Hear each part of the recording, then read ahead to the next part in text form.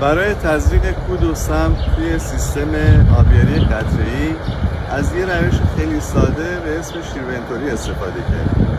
به این شکل که یه بشکه خیلی ساده گذاشتیم، محلول اون رو توی این میگیریم، با یه شیلنگ خیلی ساده وصل سیستممون میکنیم.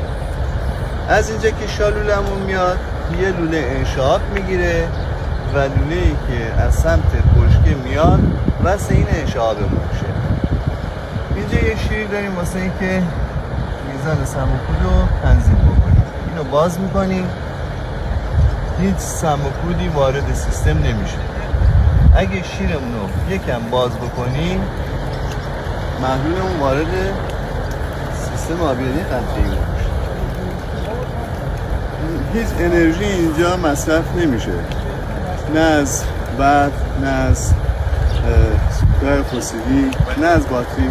از هیچ چیزی استفاده نمی‌کنیم و خیلی راحت سم و کودمون رو وارد سیستم آبیاری قطره‌ای می‌کنیم.